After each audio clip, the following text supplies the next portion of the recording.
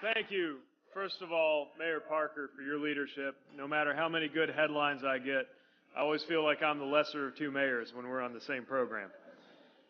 And thank you so much for the chance to be here. Actually, in the spirit of thanks, since this delicious lunch is coming out, let's thank the waitstaff here at the hotel who are doing such a great job.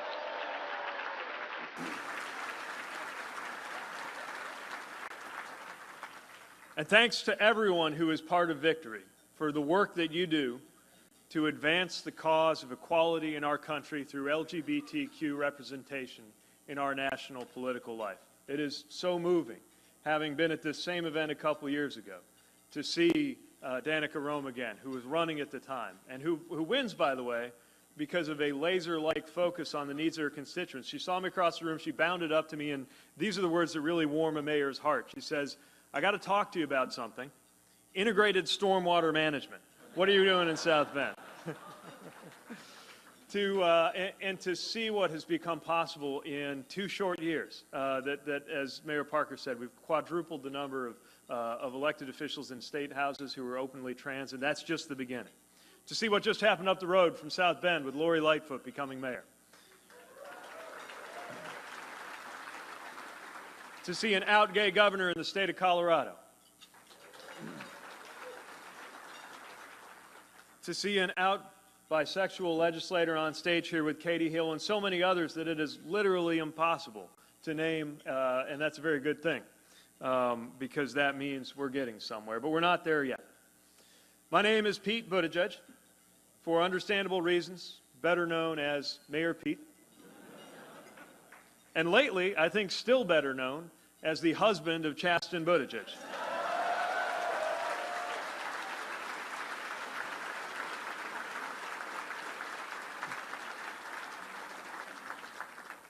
Chasten and I have been having a pretty good year so far.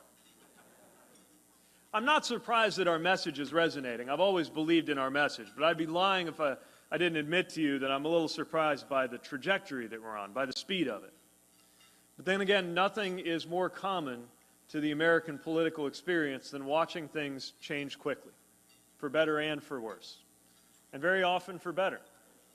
Just look at some of the things that have changed since the beginning of this decade, when I was first running for mayor of my hometown, or since the beginning of my adult life as an awkward 18-year-old walking the halls of St. Joseph High School. Because back then I would have believed that you could either be gay or you could be married, but not both, not where I lived. That if you were gay, you could either be out or you could run for office, but not both. That in our country, you could live with a same-sex spouse or you could serve in the military, but not both. As a kid, I was hoping one day I'd be an astronaut and travel to outer space. But no way would I have believed that one fine day in the spring of 2019, I would be standing in a ballroom in Washington, 37 years old, a veteran of the war in Afghanistan, in my 8th year as mayor of my hometown, a couple hours after going on Meet the Press as a credible contender for the American presidency, with my husband looking on from his table.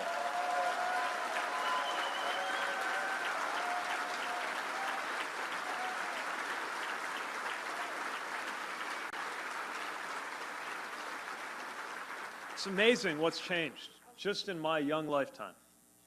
Since announcing my exploratory committee in January, I've done countless interviews on the historic implications of a potential out candidate, on what it could mean to have a same-sex first family, on whether America is ready for a gay president. And I've given just as many interviews where it didn't even come up, because sexual orientation was not considered one of the most unusual or important things to discuss with me in the context of the 2020 race. And that in itself is historic in a way.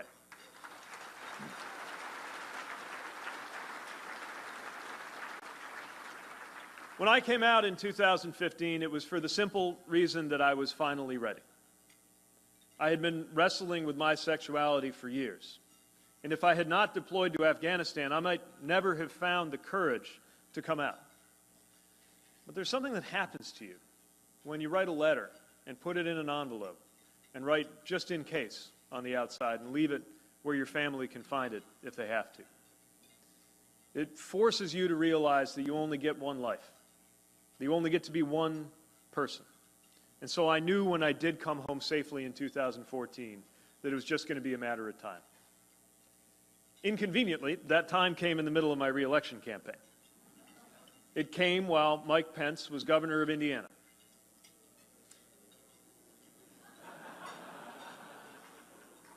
And since there had never been an out-elected executive in our state, no one was sure what the effect would be on my future. Would people in our socially conservative community embrace me and continue to judge me based on the job that I did for them? Or would they turn on me, unable to look past the fact that who I was something they had been brought up to reject? There was only one way to find out for sure. So I wrote an op-ed for the newspaper, waited to see what would happen. And to make a very long story short, what happened was that re-election night where we got 80% of the vote.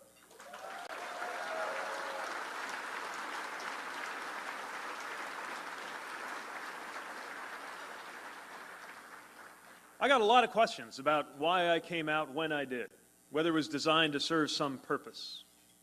In fact, it was designed to serve a very simple and private purpose, which was I wanted to start dating. When I turned 33, I was a grown man, well-traveled, well-educated, sitting mayor, and a war veteran with absolutely no idea what it was like to be in love. And I wasn't sure how to get started either.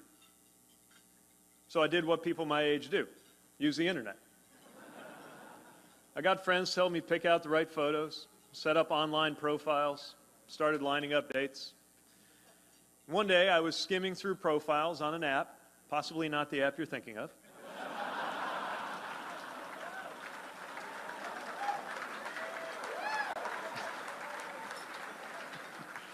It's not important which app.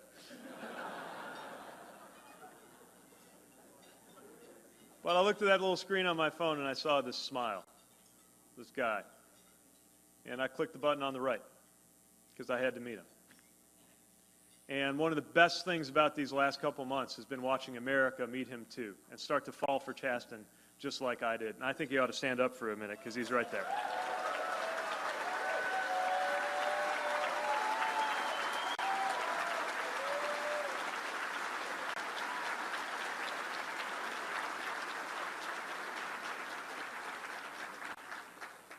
Now, I've told that story in a lot more detail in my book, which I'm hoping you'll pick up because it's kind of how we're paying off the wedding bills. It's a really happy story in the end, for all its ups and downs. But there's another part of the story that, frankly, even now, I have a harder time talking about. I think because it's hard to admit. I'm uncomfortable admitting it even now, even though it's something that maybe won't be so surprising. And it's the fact that when I was younger, I would have done anything to not be gay. When I began to halfway realize what it meant that I felt the way I did about people I saw in the hallway at school or the dining hall in college, it launched in me something I can only describe as a kind of war. And if that war had been settled on the terms that I would have wished for when I was 15 or 20 or frankly even 25, I would not be standing here. If you had offered me a pill to make me straight, I would have swallowed it before you had time to give me a sip of water. It was a hard thing to think about now. It's hard to face the truth that there were times in my life when if you had shown me exactly what it was inside me that made me gay, I would have cut it out with a knife. And the reason it's so awful to think about isn't just the knowledge that so many young people struggling to come to terms with their sexuality or their gender identity do just that. They harm themselves, figuratively or literally. But the real reason that it's so hard to think about is if I had the chance to do that, I would never have found my way to Chasten. That the best thing in my life, my marriage, might not have happened at all. My marriage, this thing I can't even describe without going into cliches, like talking about how my world went from black and white to color the moment we held hands toward the end of our first date. The thing that made it possible for me to get through the loss of my father this year, this man who lifted up not just me, but Dad and Mom through those last awful days. How dark the thought that the man that I admire and care about and love sharing with the rest of the country. And even more importantly, can't wait to share one day with raising children. Might not have been part of my life at all. Thank God there was no pill. Thank God there was no knife. People talk about things like marriage equality as a moral issue. And it is certainly a moral issue as far as I'm concerned. It's a moral issue because being married to Chasten has made me a better human being. Because it has made me more compassionate, more understanding, more self-aware, and more decent. My marriage to Chasten has made me a better man. And yes, Mr. Vice President, it has moved me closer to God.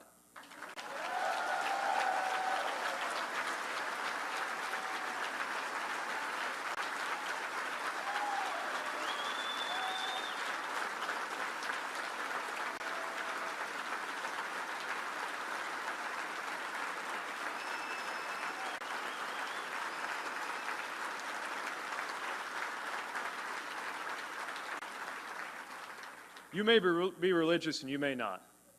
But if you are, and you are also queer, and you have come through the other side of a period of wishing that you weren't, then you know that that message, that this idea that there is something wrong with you, is a message that puts you at war not only with yourself, but with your Maker.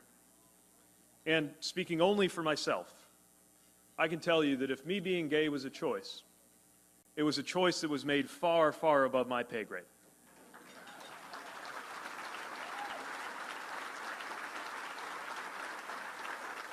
And that's the thing I wish the Mike Pences of the world would understand.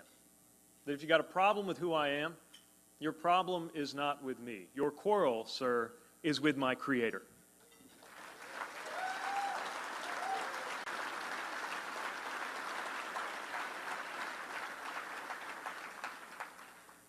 So back to the happy part. Like I said, we got married in June at our church. It was a beautiful ceremony, full of family and friends, people Chasten grew up with, people I served with in the military. And I'm so mindful and so thankful that every minute of that marriage, we're enjoying a freedom that came to us because of the work of people like the people in this room.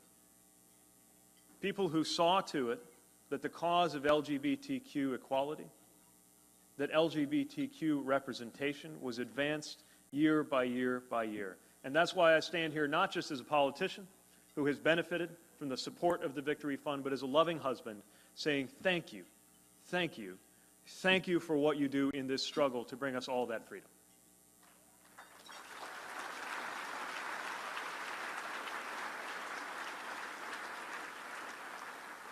And we know that struggle's not over just because marriage equality has come to the land. The struggle is not over when several states in this country, including my own home state of Indiana, don't even have hate crimes legislation. The struggle is not over when in so many parts of our country it's perfectly legal to fire somebody because of who they are or who they love. It must change, and that's why we need a president prepared to sign a Federal Equality Act right away.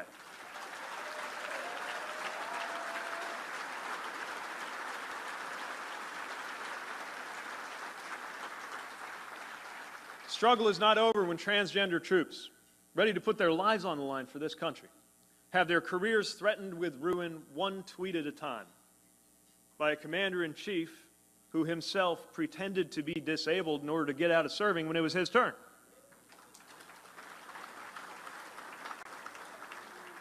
Struggle's not over for our community by a long shot. And it is part of a struggle for freedom and fairness and a better life that goes far beyond the LGBTQ experience. Every American struggles in some way to experience true freedom. And as I contemplate a presidential campaign and speak out about these issues across the country, the thing I'm most hoping to change is the way that my party talks about our values. Because there's no secret, Democrats are policy people. We are nuanced people. We're quick with the 14-point plan and the PowerPoint deck. Sometimes a bit slower to explain the values that motivate our policies. So it's time for us to get back into the business of talking about values, especially freedom. My party has allowed conservatives to monopolize the language of freedom because they're so interested in freedom from government, freedom from regulation, freedom from taxes, that they can forget about the other things besides government that can make you unfree. freedom isn't just about freedom from. It's about freedom to.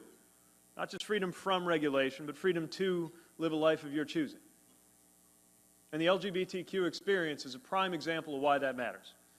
Because you're just not free if a county clerk gets to tell you who you ought to marry because of their interpretation of their religion.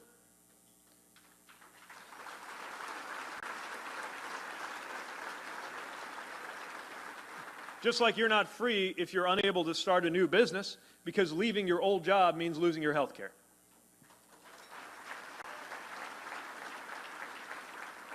Or if your reproductive health choices are being dictated by a male boss or a politician.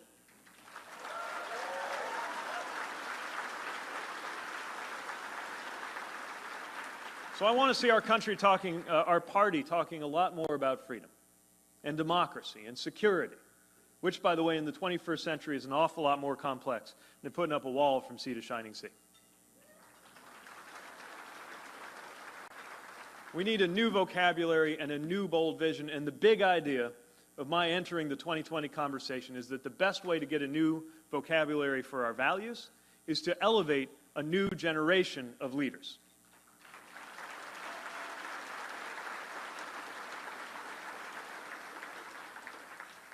I was in high school when Columbine happened. I belonged to the school shooting generation, the generation that provided most of the troops for the conflicts after 9/11.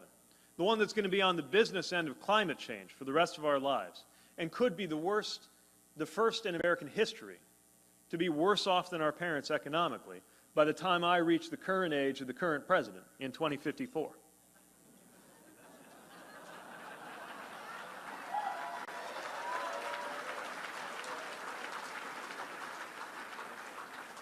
I always love letting that sink in for a second. Everyone in our generation, just like anyone who's ever packed their bags on the order of a president and gone overseas, anybody whose marriage has depended on a single vote in the U.S. Supreme Court, everybody in our generation knows that politics isn't theoretical, it is personal. And it's at that personal level that politics can make such a big difference in our lives. A bad one or a very good one. Because my generation is also the first to know marriage equality is the law of the land for the majority of our adult lives.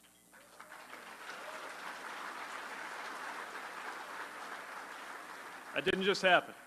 That was the result of political struggle, moral struggle, struggle by people with the courage to make change and bend the arc of history in the direction of justice. And that personal struggle for millions of Americans will be just a little easier when they see themselves represented at every level of political leadership, and I mean every level, thanks to support from people like you.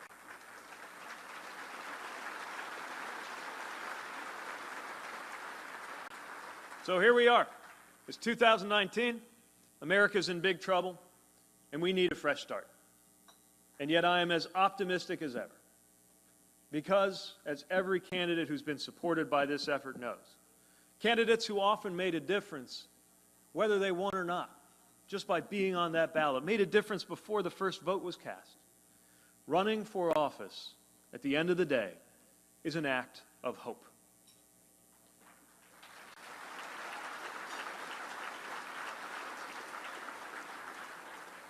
So, next time a reporter asks me if America is ready for a gay president, I'm going to tell the truth. I'm going to give them the only answer that I can think of that's honest, and it's this. I trust my fellow Americans, but at the end of the day, there's exactly one way to find out for sure. Thank you. Thank you, and I'll see you on the trail.